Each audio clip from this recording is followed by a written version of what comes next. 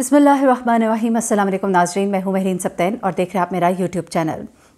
नाज़रीन, कुछ दिन पहले मैंने आपको एक स्टोरी बताई थी जहाँ पर एक संगदिल माँ ने अपनी ही 2 बेटियों को फंदा लगाकर मौत के नींद सुला दिया था। ये औरत जो है, इसने वीडियो कॉल की थी अपने शौहर को और अपने शौहर को दिखाया था जब एक बेटी को उसने देखा वो फंदे से लटकी हुई थी और दूसरी बेटी शोर मचा रही थी, चीख रही थी, रो रही थी, और उसको भी अपने शौहर के देखते ही देखते उस औरत ने फंदा लगाया और उन दोनों बच्चियों को अपने हाथ से कत्ल कर दिया। इस जालिम औरत ने, इस घटिया औरत ने, मैं कहूँगी कि जिसको अल्लाह ने औलाद जैसी नेमत से तो नवाजा, और लेकिन वो अपनी ज़ाती ख्वाहिशात, अपने अच्छे बुरे लगने, अपने दुख दर्द को सामने रखकर उसने 2 बच्चियों की जान की परवाह ना की और उसके बाद इसने खुद को भी फंदा लगाने की कोशिश की। लेकिन इसी दौरान में इसका भाई भी आ गया। वो आज़ारबंद जिससे इसने अपने गले को फंदा लगाया था वो टूट गया और ये औरत जो है बच गई और इस वक्त पुलिस के ज़ेर हिरासत है।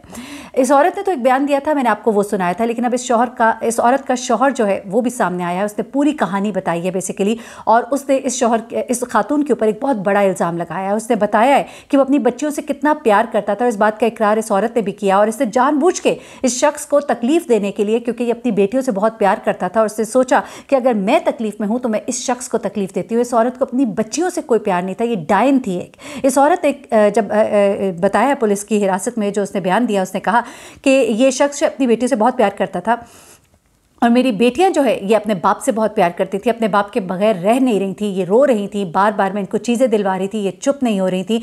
मैं इनके बाप से कह रही थी कि तुम आ जाओ। अच्छा, इस औरत के घर में शादी भी थी और ये इस वजह से भी परेशान थी कि सब रिश्तेदार देखेंगे और मेरा शौहर शादी पे नहीं आएगा। फिर इसको ये भी परेशानी थी कि ये मुझे छोड़ के इधर चला गया है, मैं इन बच्चियों को कैसे संभालूँ, मैं इन बच्चियों को क्यों संभालूँ। तो इसने इस शख्स को पहले फ़ोन किया, बार बार फ़ोन करती रही, इसने फ़ोन नहीं उठाया क्योंकि ये गुस्से में था। क्यों गुस्से में था वो बात आपको अभी आगे बताती हूँ। फिर इस औरत ने क्या किया कि फाइनली जब इसको कॉल की, इसने उठा लिया तो वो वीडियो कॉल पे आई। वीडियो कॉल पे उसने वो तमाम मनाजिर इसको दिखाए। इसने कहा ठीक है, इसने कहा तुम्हारी बच्चियाँ, इनको ले जाओ, इनको मिलने आ जाओ। तो उसने कहा कि अब ये औरत कहती है कि उसने कहा कि इनको मेरी तरफ से भाड़ में जाए, इनको मार दो। तो इसने कहा ठीक है, तुम कहते हो मार दो तो ये देखो मैं इनको मार रही हूँ। और इसने उसके बाद इन दोनों बेटियों को मारा और ये तमाम मनाजिर इस शख्स ने अपनी आंखों से देखे, ना सिर्फ देखे बल्कि ये चीखता चिल्लाता रहा बकौल इसके। कहता है मैंने इसके भाई को फ़ोन किया और इसका भाई जब उस वक्त पहुँचा, जो मैंने आपको बताया कि जिसने इसको फिर पकड़ लिया और इसको रोक लिया, तो ये तमाम चीज़ें जो है ये आपको मैं बता चुकी हूँ। अब इसका शौहर जो है वो सामने आया है और उसने तमाम बातें जो हैं वो बताई हैं कि ये वाक़या कब पेश आया, कैसे पेश आया, क्यों पेश आया। शौहर ने पहली मरतबा अपनी मुकम्मल स्टेटमेंट में तमाम राज़ों से पर्दा उठा दिया है। खावंद ने क्या स्टेटमेंट दी है, अब ज़रा ये सुनिएगा। ये शख्स कहता है कि 7 साल कबल मेरी अंदलीब से शादी हुई जिससे मेरी 2 प्यारी बेटियां थीं। मुझे अपनी दोनों बेटियों से बहुत ज़्यादा प्यार था। एक 5 साला फरहा थी और दूसरी 3 साला बेटी हुर्रनिसा थी। कुछ अरसे से मुझे मेरी बीवी के चाल चलन ठीक नहीं लग रहे थे। वो कहता है मुझे उसके किरदार पर शक हो गया था।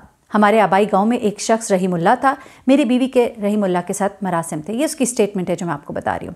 उसने कहा कि मेरी बीवी से इस पर मैंने कई बार वजाहत तलब की, लेकिन मुझे कोई खातिर जवाब नहीं मिला।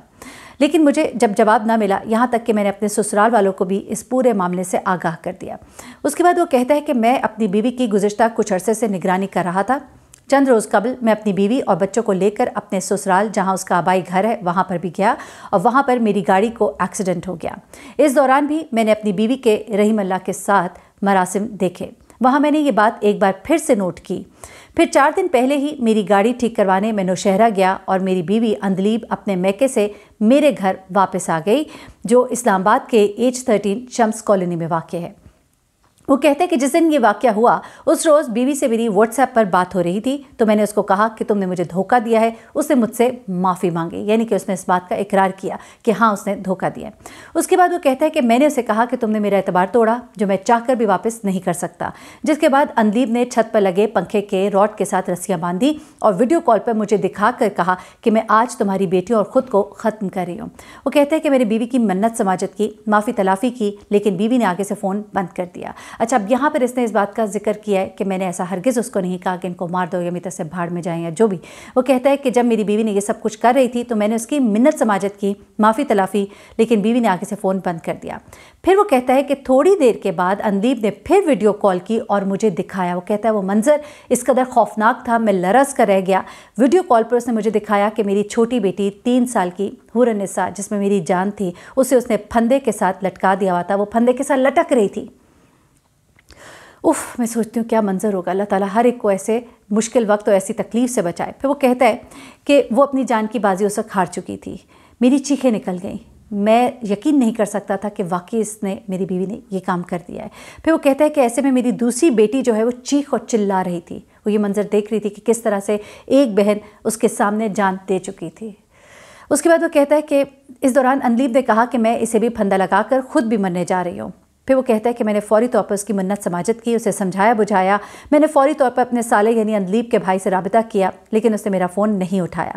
پھر وہ کہتا ہے میں نے سالے کو میسج بھی بھیجا کہ فوری طور پر میرے گھر جاؤ اور جا کر معاملہ سنبھالو۔ تھوڑی دیر بعد جب مجھے معلوم ہوا کہ اس نے دوسری بیٹی کو بھی پھندا لگا کر موت کی نیند سلا دیا ہے اور خود بھی خودکشی کرنے کی کوشش کی ہے۔ یہ واقعہ رحیم اللہ کی وجہ سے ہوا ہے اور میری بیٹیوں کا ناحق قتل ہوا ہے، یہ شخص کہتا ہے میرے ساتھ بہت زیادتی کی گئی ہے، جتنے بھی کردار ہیں ان کو سزا دلوانی چاہیے۔ لیکن یہاں پہ میں ایک بات اور بھی کہنا چاہوں گی، وہ بات یہ ہے کہ یہ ایسا بھی لگتا ہے کہ یہ پورا واقعہ جو ہے یہ ایک شک کی نظر ہوا ہے۔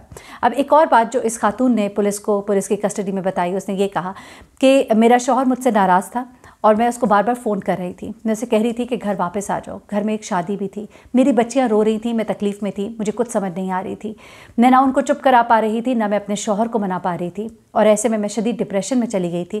مجھے نہیں پتا کہ میں نے یہ سب کیوں کیا اور کیسے کیا۔ جب میرے شوہر نے مجھے کہا کہ میری طرف سے تم بھی بھاڑ میں جاؤ، تم بھی مر جاؤ، یہ بھی مر جائیں، تو مجھے اور کچھ نہیں سوجا اور میں نے یہ حرکت کر دی جس پر میں نادم ہوں۔ اب یہ شخص کہتا ہے کہ میں نے ایسا کچھ بھی نہیں کہا، بلکہ پہلے تو میں نے اسے اپنی ناراضگی کا میں اظہار کرتا رہا، لیکن اس کے بعد جب اس نے یہ بات کی کہ میں نے مار دوں گی تو میں ڈر گیا۔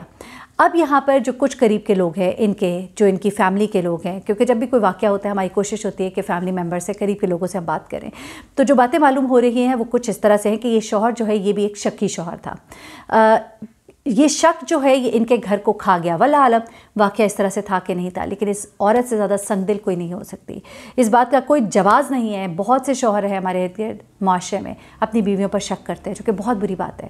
آپ نے جب کسی سے شادی کی ہے آپ اس پہ اعتبار کریں، اور اگر شک ہے تو الگ ہو جائے، معاملے کو اتنا ٹاکسک نہ کریں۔ ہاں جب بچیاں ہوتی ہیں انسان کو مجبوری میں بھی گزارا کرنا پڑتا ہے، تو اس مجبوری کو اس قدر بڑی مجبوری نہ بنا دیں کہ اس کا نتیجہ یہ نکلے جو اس عورت نے انتہائی قدم اٹھایا۔ ایک اور کہانی میں آپ کے ساتھ ابھی شیئر کروں گی آگے، جہاں پر ایک عورت نے گھر کے ظلم و ستم کی وجہ سے کتنا انتہائی قدم اٹھایا، اس کا دماغ اتنا معوف ہو گیا تھا کہ اس نے ظلم کا بدلہ پھر ظلم سے چکایا۔